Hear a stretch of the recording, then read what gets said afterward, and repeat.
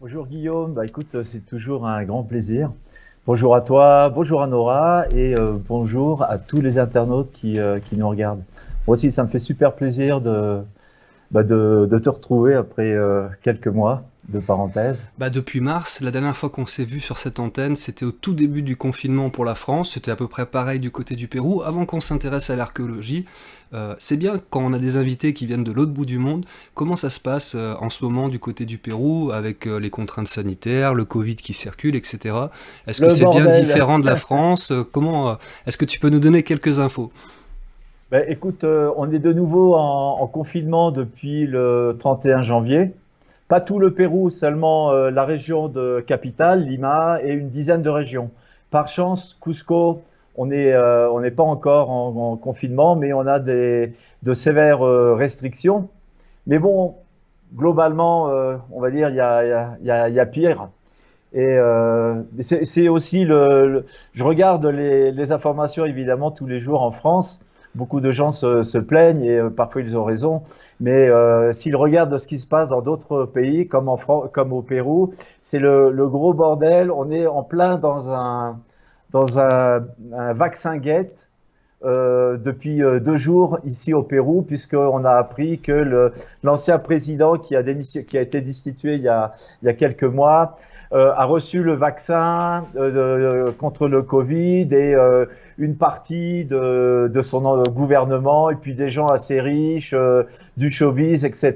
Il y a à peu près 400 personnes qui ont reçu depuis il y a 2, 3 mois le vaccin chinois. Alors là, la population au Pérou est dans les rues depuis aujourd'hui, justement pour crier scandale, quoi, parce que euh, c'est d'abord tous les nantis qui ont reçu, enfin tous les nantis, en tout cas certains nantis Qui ont des se sont fait passe-droits. vacciner, ouais, voilà, qui ont des passe-droits, qui se sont fait vacciner il y a déjà quelques mois, depuis le mois de novembre, je crois. Et il y a déjà 4 démissions du gouvernement actuellement, et c'est pas terminé. D'accord. Enfin voilà, donc euh, en France, je pense que vous êtes quand même bien lotis malgré malgré tout. Après, on Nous va ici, nous ici le vaccin, moi je suis pour le vaccin, hein, soit dit en passant, mais il va falloir que nous attendions, nous le pauvre peuple, il va falloir qu'on attende 6 mois, 7 ans, 7 mois, peut-être à la fin de l'année, pour recevoir les premiers vaccins. Voilà. C'est un peu le problème des pays du tiers-monde, des pays du tiers-monde. D'accord. Donc ouais, autre ambiance du côté du Pérou. Bah, comme ça, c'est bien. On a les informations en direct de source sûre. Donc merci pour ça. Alors ce soir, Thierry, on a décidé de faire un petit tour d'horizon des différents dossiers qui parcourent ta carrière d'explorateur, d'archéologue. Et Ouais, il y en a un dossier central, et on va y passer du temps un peu ce soir, c'est Paititi, cette fameuse cité légendaire perdue au ouais, milieu de la forêt amazonienne. On va voir tout qu'il à y a des fait. projets, il y a des choses qui vont se mettre en place prochainement. Il y a des projets, il y a des progrès. Très bien, projet, progrès. On a déjà deux rimes pour notre chanson. Je prépare le refrain. Ok, Et puis il y a deux autres dossiers qui, eux, bah, sont venus un petit peu par hasard dans ton parcours. tout à fait. Ces Mhm. fameuses momies de Nazca qui sont sorties de nulle part, faut le dire, Ouais, et tout à fait. qui se sont présentées à toi. Ça a beaucoup fait parler et on va y revenir en début d'émission. Et puis on touchera quelques mots aussi sur le site du Machu Picchu, puisqu'on avait fait une émission ensemble. Et il y a un livre Ouais. d'ailleurs qui était sorti à ce sujet-là, je vous le montre les amis. Hop, Machu Picchu, non, par la Guillaume, voilà, la chambre secrète. Et tu nous diras aussi où ça en est, si ça a bougé, ce que tu en penses, comment tu vois les choses évoluer pour ce dossier-là de cette fameuse chambre secrète sur le site du Machu Picchu. Allez, Cusco, Cusco, Cusco. Ouais, parce que si c'est pas possible, ils sont en train de se foutre de notre gueule. Il c'est pas possible. Toi, donc les analyses de l'université d'ICA, pour l'instant, il n'y a rien d'annoncé officiellement, il n'y a pas de résultats et Non, pas d'études qui sont sorties, mais tu nous confirmes les momies sont pas dans un coin oublié, non, non, stockées, et il y a vraiment des études qui sont encore entreprises, et tout à on a fait. des chances d'avoir de nouvelles infos et de nouvelles données sur ces momies-là. Oui, dans le courant de l'année, il va y avoir également des études sur les œufs contenu à l'intérieur de l'abdomen de Louisa. Et pour répondre plus directement à notre ami internaute, il est effectivement possible de regarder, de venir voir ces momies à l'université d'Ica tous les vendredis. Et l'entrée est gratuite. Ah ben Voilà. Voilà. Maintenant, le reste du matériel archéologique, bon ben, découvert par Mario, il est entre les mains de son propriétaire, enfin de son propriétaire, de son découvreur en tout cas. Et on espère qu'ils sont dans de bonnes conditions. Ouais, donc ce fameux Mario, effectivement, il y a encore des momies dans la nature, puisque tout le matériel qui aurait été récupéré dans ces grottes n'est pas parvenu à l'université d'Ica. Est-ce que toi, tu es toujours en contact avec ce Waqueros, ce Mario, qui était une figure centrale dans le dossier des momies de Nazca? Ben, figure-toi que José Casafranca, le vice-président d'Incari, était Qu'on en salue. communication, ouais, il était en communication téléphonique avec lui hier, et d'ailleurs il embrasse Nora, Mais voilà. parce que Nora lui a laissé un bon souvenir quand elle est venue au Pérou, et, euh, et voilà quoi, il est très, il suit de près évidemment l'affaire et ce qui se diffuse sur l'affaire de Nazca. D'ailleurs, il va venir nous rendre visite dans très, très peu de temps. D'accord. Bon, ben, je transmettrai les amitiés de Mario à Nora. Écoute, ça fait toujours plaisir. Dans le trailer qu'on a vu, donc on a vu des images. Euh, vous êtes allé visiter des sites. Mario vous a montré des sites à toi et à ton équipe. Ouais, Il y a ces ouais. grottes dans lesquelles tu te faufiles. Euh, et tu en parles dans un livre dont on va parler juste après. Tu es un peu sceptique sur les premiers sites que Mario prétend être les sites sur lesquels il a découvert ces corps. Est-ce que tu peux nous en parler déjà de ta visite sur ces sites-là et pourquoi toi tu es un peu resté sur ta faim sur cette visite-là?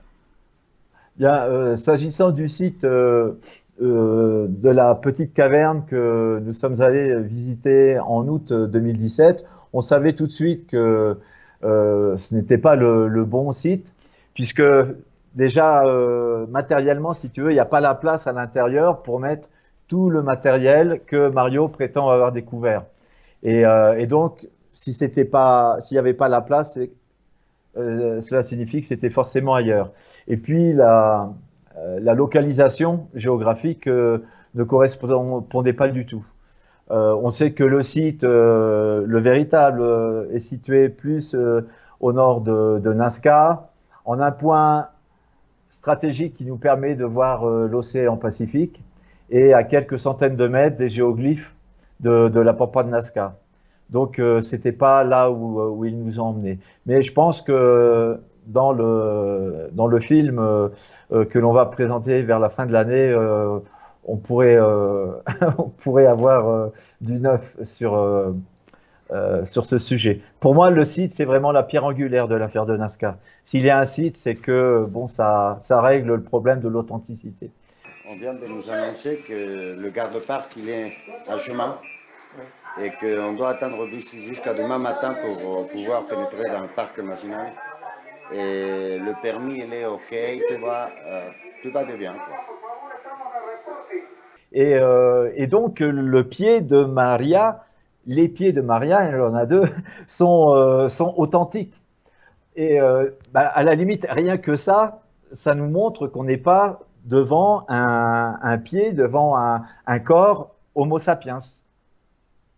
Ouais, Mario ne peut pas avoir coupé, ni lui, ni ses complices éventuels, ne peuvent pas avoir coupé le talon de Maria pour lui donner un aspect non humain. Parce qu'on le verrait dans les scanners HD et F2P travaille actuellement sur les scanners réalisés par l'UNICA, puisqu'il lui communique un scanner 128 coupes et F2P me dit j'ai beau regarder, je ne vois pas d'intervention extérieure. Ça me semble authentique, ça me semble genuino, on dit ici en espagnol, authentique, on va dire. d'accord. Ouais, donc encore une fois, des éléments qui arrivent et qui nous font dire ouais, non mais arrêtez les gars, vous voyez bien qu'il y a du concret. Oui, tout à fait. Mais bon, il reste des interrogations. Par exemple, les têtes des petits gris, c'est vrai elles ressemblent étonnamment à des parties de crâne, de la main, etc. Ça, on ne peut pas le nier. Mm. Mais quid du reste du corps? Les côtes circulaires, par exemple, si elles ont été montées dans le cadre d'une fraude ou dans le cadre d'une pratique ancestrale, hein, pour reproduire peut-être des corps, des êtres qu'ils auraient vus il y a 1000 ou 2000 ans. Sur quel animal ils seraient allés chercher des côtes circulaires? Et la foucou, là, tu sais, le bréchet, tu sais, des oiseaux, l'équivalent du bréchet, là, que l'on retrouve chez certains dinosaures, sur quel animal ils sont allés le chercher? Et puis les œufs, et puis l'oviducte que l'on voit chez Josefina et le cloaque. Comment on aurait pu fabriquer ça de toutes pièces? Moi, je l'ai toujours dit, c'est peut-être la chose qui m'a le plus convaincu quand il y avait eu ces réunions que vous aviez fait avec des représentants des autorités péruviennes.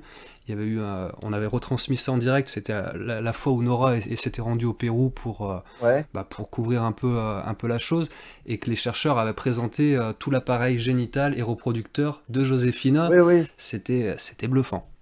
Et souviens-toi, Guillaume, qu'on avait découvert un 4e œuf en formation qui ne mesure que quelques millimètres et qui était à l'intérieur de l'oviducte. C'est quand même balèze, quoi. Alors moi, ok, ils ont pris ça d'un animal, mais quel animal? Et puis après, faut réunir tout ça, quoi, pour lui donner un aspect harmonieux, on va dire. Donc, ça me semble impossible. Mais encore une fois, je suis peut-être naïf. Et dans ce cas-là, on l'est tous quelque part. Mais voilà, donc il reste quand même des zones d'ombre. On a vu par exemple sur un petit gris que j'ai eu en main en octobre 2017, on lui a fait passer des radios et on a vu qu'il avait l'os, l'équivalent du fémur, cassé et grossièrement emboîté. Et ça, on l'a vu dans les radios. Et donc, ça montre qu'ils ont été parfois manipulés. Mais tu sais, un mort moderne, dans une morgue, je ne sais plus comment on dit, le chiropracteur, là, celui qui arrange les morts. Le thanatopracteur. Oui, voilà. Eh bien, le garde-parc qui est arrivé il y a 1 heure est ivre-mort. Et on est obligé d'attendre qu'il se dessoule et apparemment c'est pas gagné. C'est pas gagné parce qu'il est toujours en train de s'enivrer en face. En tous les cas, demain, on va voyager. Quoi qu'il en soit, même si c'est pas l'hypothèse que personnellement je retiens le plus, même si au moins pour une partie de ces momies, pour d'autres, même si on a affaire à des momies qui ont été créées, modifiées avec des modifications corporelles créées par ces peuplades, on a affaire à quelque chose en termes de matériel archéologique d'assez exceptionnel qu'on voit qu'une fois dans sa vie.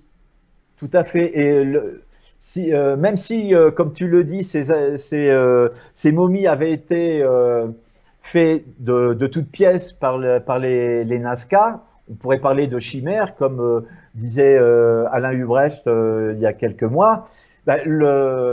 Le problème historique reste pratiquement entier, parce qu'on peut se demander pourquoi les peuples précolombiens de cette époque ont eu le besoin de recréer des êtres humanoïdes tridactyles si différents de l'espèce humaine. Oui. Et pourquoi non seulement ils auraient reconstitué des corps, mais également ils ont reconstitué ces êtres sur des géoglyphes, sur la céramique, sur des tissus, et ça on ne peut pas soupçonner Mario d'avoir dessiné ces tridactyles, parce qu'on les voit partout sur toute la côte sud de l'Amérique du Sud. Oui, il y a des représentations qu'on retrouve sur plein de supports différents qui font référence aux mêmes spécificités anthropologiques.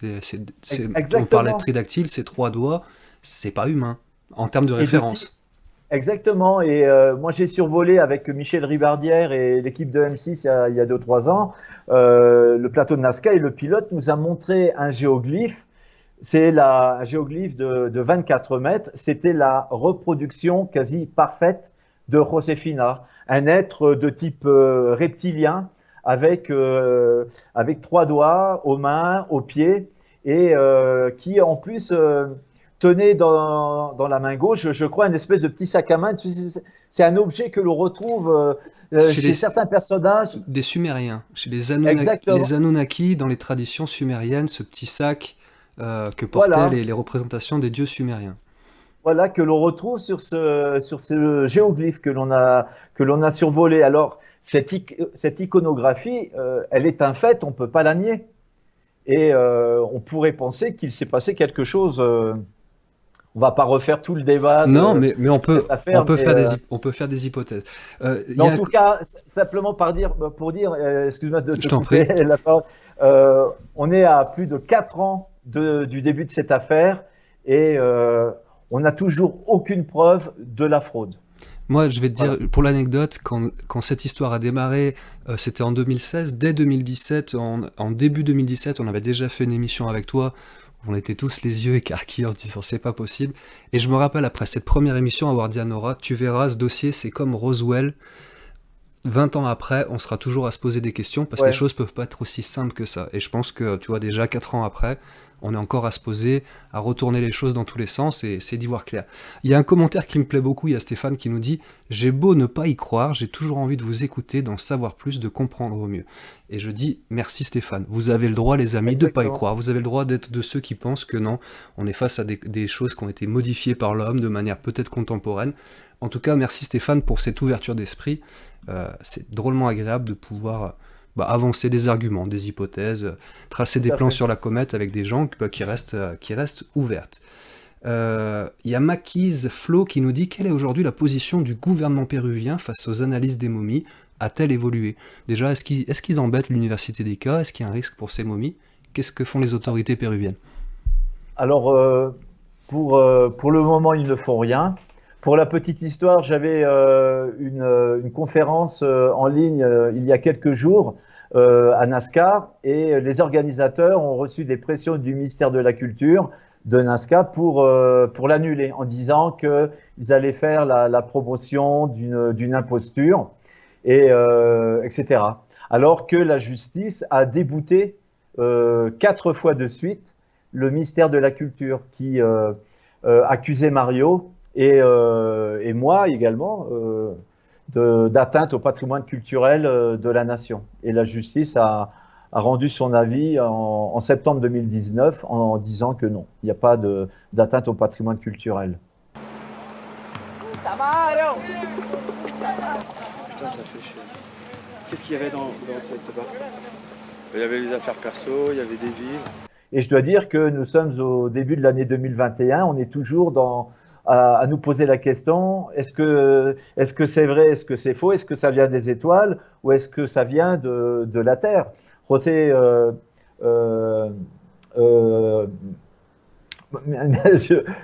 de la Cruz, pardon, le biologiste mexicain, pense que il est très possible que ça vienne d'une espèce terrestre qui aurait pu peut-être évoluer parallèlement à nous, et pourquoi pas.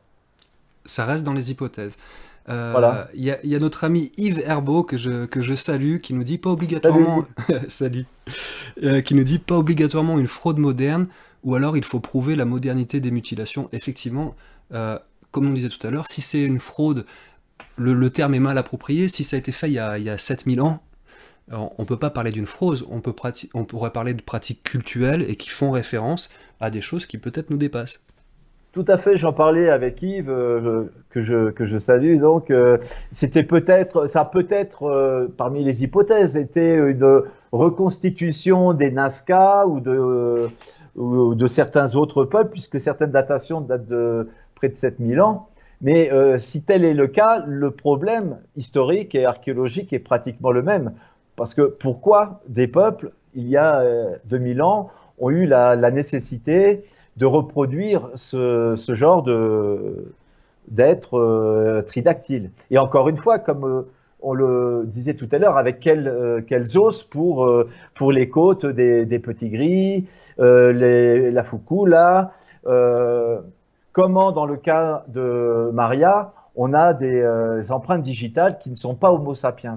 Comment on recrée de fausses empreintes digitales? C'est plus compliqué de faire un billet de banque, hein, un faux billet de banque. Je pense qu'il aurait été plus simple, effectivement, de faire des faux billets pour gagner de l'argent que ces corps-là. Alors, Tout à fait. c'est très rigolo sur le chat, il y a forcément des gens qui sont, appelons ça, je ne sais pas si c'est le bon mot, des détracteurs, qui ont une vision très scientifique, mais pas si scientifique que ça, parce qu'il me semble que la science mérite un peu d'ouverture d'esprit et un peu de recul. J'ai vu des commentaires donc qui disaient la science a prouvé que c'était faux. Et effectivement, certaines analyses scientifiques, certains arguments scientifiques amènent à croire que des parties de certaines de ces momies sont modifiées, on a face à des modifications corporelles. Mais en ayant un esprit scientifique ouvert, on est bien obligé aussi de dire qu'il y a des arguments scientifiques qui disent regardez, ça n'existe pas et c'est pas trafiqué. Ouais. On connaît pas, Ouais, on mais- sait pas ce que c'est. ouais. Hier, on ne pouvait pas passer avec la pirogue ici. Aujourd'hui, on pourrait le faire, mais malheureusement, on n'a plus la pirogue. Et donc, c'est parce qu'on considère que les analyses ADN sont très, très sûres. Ces analyses ont été faites dans plusieurs laboratoires. Elles ont été vérifiées après la conférence au Congrès et elles ont été comparées avec plus d'1 million de races, d'espèces animales et végétales. Et ils ont conclu que ça n'appartenait pas à des espèces connues. Alors bon, moi encore une fois, je ne suis pas spécialiste et je répète Mais c'est- bêtement C'est- le contenu des rapports. Ça reste des faits relativement parlants et qui méritent Ouais. encore une fois qu'on reste les yeux grands ouverts sur le dossier. Tout à fait, tout à fait. Et sans être manichéen dans un sens ou dans un autre, on est quand même obligé de reconnaître que la science est face à une grande interrogation et qu'il y a au jour d'aujourd'hui, 16 février 2021, beaucoup plus d'éléments qui militent en faveur de l'authenticité que d'éléments qui militent en faveur d'une fraude. Et comme le dit Yves Herbeau, ça pourrait très bien être également, dans certains cas, des reconstitutions faites à l'époque des Nazca ou des cultures préhispaniques. Pour autant, ça n'en ferait pas une fraude. Regarde, un exemple très concret, c'est Victoria. Victoria, on a fait l'analyse ADN et carbone 14 des os d'une vertèbre et d'une partie de la hanche droite. On a conclu au niveau des radiocarbones qu'elle avait à peu près 800 ans. Nous, à l'Institut Inkari, on a fait dater la peau, puisqu'il y a des traces de peau dans le dos de Victoria. Et on a abouti à des résultats qui montrent à peu près une datation 1040 après Jésus-Christ. Alors il y a 150 ans de différence entre les deux, mais grosso modo il y a de la cohérence. Et si ça avait été un corps reconstruit par des waqueros modernes, j'aimerais bien que les détracteurs m'expliquent comment ils seraient allés trouver dans le désert des os et puis des morceaux. Et de la peau, Voilà, et de la peau capable d'être retendue, réajustée sur... ouais. Voilà, et tu sais, dans le désert, une peau de serpent qui a quelques mois, qui a quelques années, ou qui a 200 ans, on ne fait pas trop la différence. Il a mal compris, je ne l'ai pas dit à 10 heures du soir, j'ai 10 heures du matin, quoi. Máximo, repórtate, caramba, hombre. Bah alors, Paititi, pour faire très très court, c'est une cité que les Incas ou leurs prédécesseurs auraient construit en forêt amazonienne. Et c'est aussi l'endroit où ils seraient allés cacher une partie de l'or des Incas après l'invasion espagnole. Il y a une histoire de rançon après l'assassinat d'Atahualpa, le dernier empereur, et la Coya, son épouse, qui cheminait vers Cajamarca avec 15 ou 20 000 lamas chargés d'or pour verser aux Espagnols en échange de la liberté d'Atahualpa. Apprenant l'exécution d'Atahualpa, cette impératrice aurait pris la direction de la forêt pour aller cacher ces chargements d'or. Et c'est à ce moment que l'on commence à entendre de la bouche même des Indiens un mot mystérieux comme ça, qu'ils se murmuraient à l'oreille, celui de Paititi. Et les premières références, c'est 1534 à peu près, c'est-à-dire quelques mois après l'arrivée des Espagnols et la chute de l'Empire. Alors, en raison de cette histoire de rançon, on a souvent parlé de Paititi Eldorado. Et même ici, au Pérou, on parle souvent de Paititi Eldorado. Il y a eu tout ce fantasme sur ce trésor qui est réel, hein. Mais Paititi, pour nous, c'est d'abord et avant tout une relique archéologique, un grand trésor historique.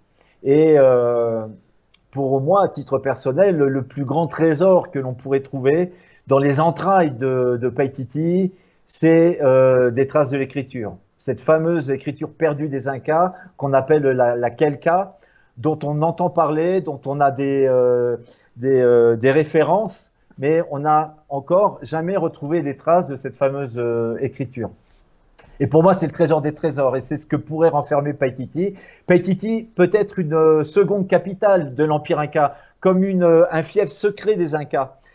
Paititi viendrait du vocable quechua Paitiquin, qui signifie jumelle ou semblable à. Et donc, on pourrait penser que c'était peut-être une ville jumelle de Cusco et une capitale de la connaissance, une capitale du savoir, nichée quelque part dans les contreforts, les derniers contreforts andins de la forêt amazonienne. On sait que Paititi n'a pas été construit au niveau de la mer. Si tu veux, donc il y a beaucoup d'explorateurs à travers les siècles qui l'ont cherché en pleine forêt amazonienne. Même le colonel Fawcett, qui est mon héros d'enfance, était parti chercher sa cité Z dans le Mato Grosso. Il ne l'a vraisemblablement jamais découvert. Mais on sait que les Incas ont toujours construit leur site stratégique en montagne, parce que c'était des endroits stables et des endroits stratégiques. Et donc, où il fallait chercher Paititi, eh bien, ma foi, c'était dans les derniers contreforts andins, ces contreforts en contact avec la forêt amazonienne.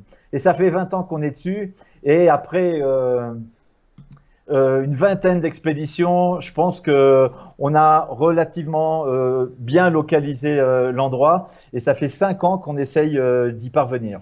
Alors, on avait vu lors d'une précédente émission, lorsque le premier opus, parce que là aussi, avec Jungle Dog, vous avez fait des documentaires pour retracer tout le parcours, toute cette histoire assez incroyable autour de cette quête de la cité de Paititi. Le docu, il s'appelle Inca Amazonia. La dernière fois, on avait parlé de l'opus numéro 1. Vous avez l'affiche là qui se présente à l'écran. Donc j'invite celles et ceux qui voudraient en apprendre plus sur le dossier et qui ne le connaissent pas à retrouver dans les archives de Nurea TV sur la chaîne YouTube ou sur le site Nurea TV, vous tapez Thierry Jamin ou Inca Amazonia, vous retrouverez l'émission. On en a parlé pendant plus de 2 heures la dernière fois. On ne va pas refaire tout ça. Ce qui nous intéresse aujourd'hui, Thierry, c'est quels sont les projets autour de cette quête de Paititi, parce que elle n'est pas encore découverte, en tout cas tu n'y as pas mis les pieds. Quels sont les projets, quelles sont les dernières actus autour de Paititi. Déjà toi, au niveau de tes démarches en tant que chercheur, quelles sont les futures étapes dans cette quête de la cité légendaire? Donc plusieurs natifs nous ont parlé, donc on essayait de la localiser, et au retour de notre campagne de 2011, j'ai pris contact avec mes partenaires de Spot Images qui sont devenus Astrium et aujourd'hui Airbus Defence and Space pour leur demander de nous produire une image chat de cette zone avec les points GPS. Et quelle n'a pas été ma grande surprise de voir en plein milieu de cette photo satellite magnifique une étrange montagne carrée de 1000 mètres de côté, orientée nord-sud. Et alors c'était forcément cette montagne parce qu'il n'y en a pas d'autres comme ça. Et puis un grand rebondissement quand on s'est aperçu en étudiant ces photos satellites qu'à l'ouest, à quelques centaines de mètres de cette montagne, il y avait 2 lacs jumeaux et un lac carré. Et dans plusieurs chroniques de l'époque, du XVIe, du XVIIe siècle, on nous dit que Paititi a été construit près de lacs jumeaux. Et donc, on a tout un faisceau d'informations que l'on a collectées sur le terrain pour nous dire que c'est la localisation de Paititi. Et quand on a montré nos images satellites aux natifs de la communauté Matsiganga de Timpia, je me souviens qu'ils se sont regardés entre eux avec un petit sourire et en nous disant oui, c'est Paititi, c'est le site de Paititi. Et ils nous ont même expliqué qu'en 2003, lorsque le gouvernement péruvien a fait la délimitation du sanctuaire de Megantoni, qui a été créé officiellement en juillet 2004, eh bien, ils ont organisé, les autorités péruviennes, du ministère de la Culture, du ministère de l'Environnement, ils ont organisé une expédition en hélicoptère pour essayer de localiser cette montagne et ces lacs. Et ils étaient avec les Matsiganga et ils n'avaient pas pu la localiser. Et donc, depuis localement, depuis des lustres, on pense que Paititi est bien dans cette région. Voilà. Et nous, on y est arrivé, c'est pas en remuant les oreilles ou c'est pas par hasard, si tu veux, c'est vraiment après 20 ans d'expédition, en suivant un peu comme le petit poussé les sites que les Incas et leurs prédécesseurs ont égrenés au fil des siècles, on est arrivé à cette zone-là. Et à partir de 2012, 2012, il y a une grande parenthèse, c'est la découverte de la porte de Machu Picchu par David Crespi et les fameuses cavités. La fameuse chambre secrète. Voilà, la fameuse chambre secrète. Je remonte rapidement pour ceux qui seraient intéressés. Il y a ce bouquin qui explique un peu toute l'histoire. Et là-dessus aussi, on a fait une émission assez complète pour en parler. Tout à fait. Où j'ai été diffamé, traité de n'importe quoi par les autorités locales du ministère de la Culture. Et donc, ce livre et les 3 films qui sont également en accès sur VOD, on les a fait vraiment pour rétablir la vérité et montrer ce qui s'est vraiment passé à Machu Picchu entre 2012 et 2013, 2011 et 2013. Bref, après la parenthèse de Machu Picchu, on essaye de retourner d'atteindre cette fameuse montagne carrée. On a fait 4 ou 5 expéditions terrestres. Et la dernière terrestre, c'était en 2014, on s'est coltiné les narcotrafiquants et ça aurait pu très mal finir pour nous. On a eu beaucoup de chance et on s'est dit, bon, la meilleure manière d'atteindre cette zone, ce sera en hélicoptère. Et donc, depuis 2014, on essaye de convaincre les autorités péruviennes du bien fondé de ces recherches. On a présenté un projet de recherche sans excavation, c'est-à-dire on ne va pas aller creuser, c'est simplement un projet de prospection pour aller confirmer ou non la présence de Paititi et étudier son état actuel de conservation.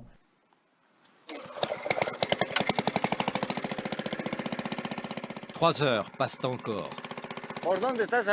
Où vous êtes là? Là, un peu plus bas que vous, à 100 mètres. Bueno, enfin, ils sont arrivés là. Et depuis le Rio Incipiato, ils ont fait un sentier là, magnifique. Donc demain, on va pouvoir suivre ça sans aucun problème. Et donc, nous, on pense qu'on va tomber sur un site en très mauvais état de conservation. Évidemment, les fameux trésors d'or de la Coya, il y a belle lurette qu'ils ont été pillés, qu'ils ont été volés.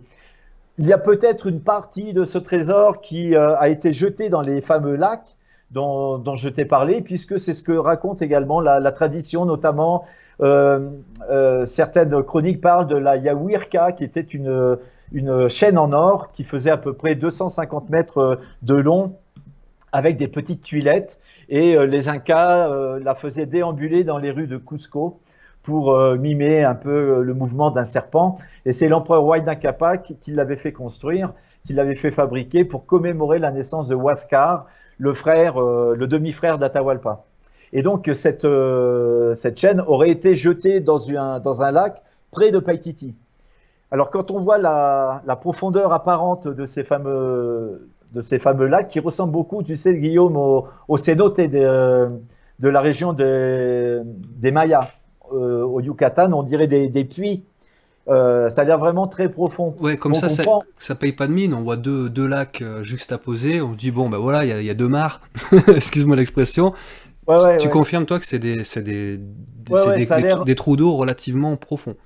Ouais, ça a l'air assez profond parce qu'on a étudié ces lacs même en pleine saison sèche et ils sont toujours pleins. Donc il doit y avoir un système très intéressant d'ailleurs, entre parenthèses, géologiquement. Il doit y avoir des connexions intéressantes. Et donc une partie de ce matériel existe peut-être encore dans ces lacs, mais on ne pense pas qu'on trouvera dans les murs de Paititi des statues en or ou des objets Ouais, comme ça. tout ce qui Ça a a déjà été. tout ce qui a une valeur sur les marchés officieux de l'art archéologique a déjà disparu. Il y a beaucoup de questions, enfin il y a une question qui revient souvent, pardon. C'est une technologie que certains appellent le LIDAR. Alors moi je connais pas spécialement. Apparemment c'est un outil de détection. Est-ce que Ouais. tu connais cette technologie? Est-ce que c'est quelque chose Oui, que bien sûr. vous avez utilisé ou que vous comptez utiliser dans le cadre de cette quête de Paititi? Alors, c'est une technique très intéressante, mais par rapport à nos recherches à nous, si tu veux, pour utiliser un lidar, il faut soit le mettre sous un avion, une avionnette, soit sur un drone. Et un drone, ça veut dire que de toute façon, il faut s'approcher du site parce que les drones que l'on utilise actuellement pour ce genre à moins à moins qu'il s'agisse de drones militaires, mais sinon, C'est pas les drones de l'armée américaine pilotés depuis un autre voilà, continent. Là, ce serait des drones, même de qualité, qui ont une portée limitée de voilà. commande. Donc nous, le problème, ce sont les autorisations, surtout du ministère de l'Environnement.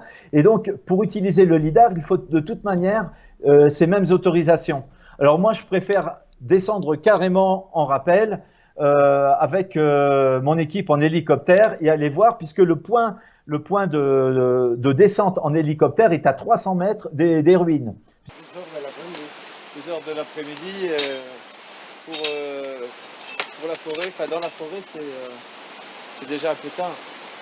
On attend les réponses là, actuellement, parce que franchement, il y a des responsabilités. Bon, il y a des fonctionnaires qui vont devoir rendre des comptes, hein. Et donc, on a tellement de problèmes d'ailleurs qu'on se dit, mais c'est pas normal.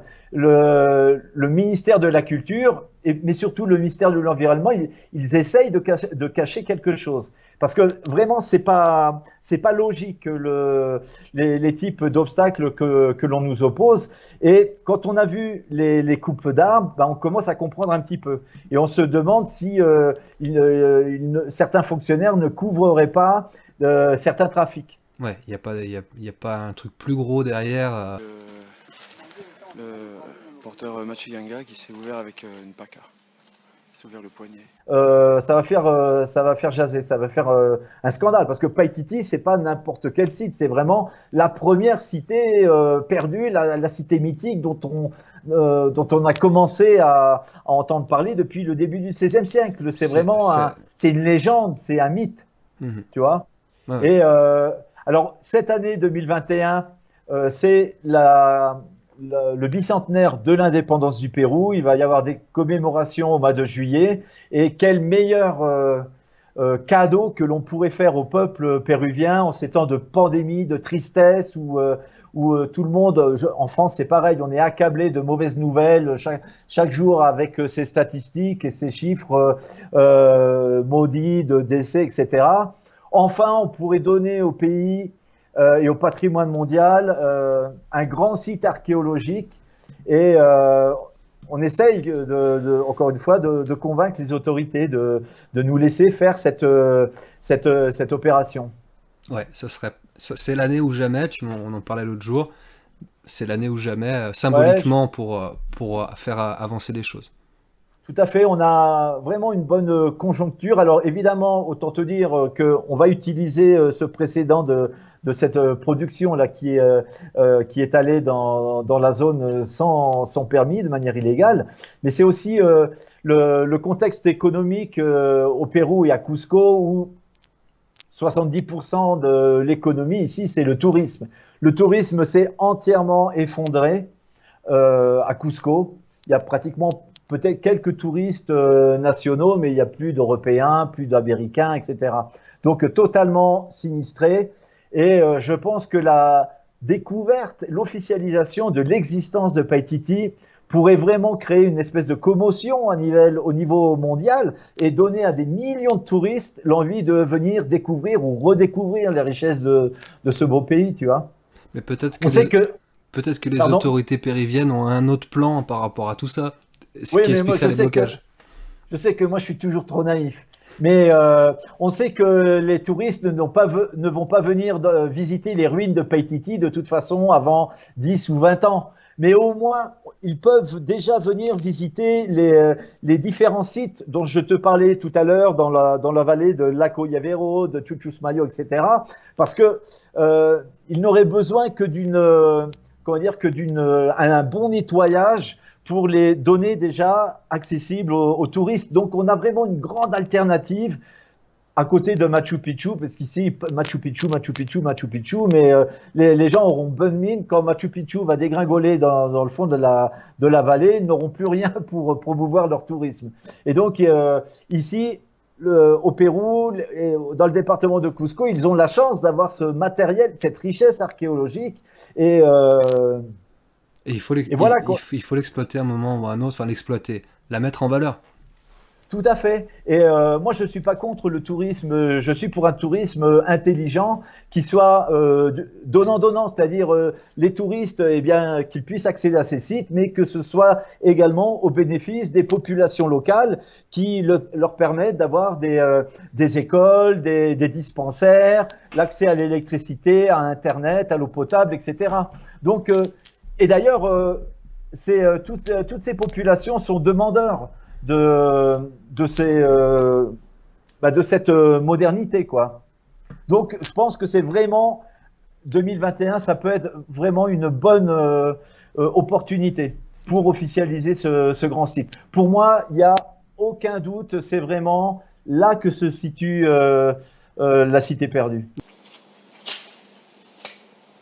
Et c'est ça la forêt, mes enfants, c'est ça la forêt.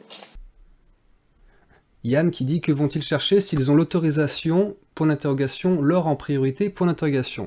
Et là, tu as répondu tout à l'heure à Thierry en disant que toi, c'est pas le trésor que tu cherches au sens de l'or, c'est le trésor culturel et cette fameuse écriture. Tu peux nous en dire quelques mots sur cette écriture inca qui n'a pas encore été trouvée, enfin son origine? Oui, on en entend parler. Il y a un site archéologique extrêmement intéressant dans le parc national du Manu qui s'appelle Pucharo, où il y a des pétroglyphes, il y a plusieurs parois.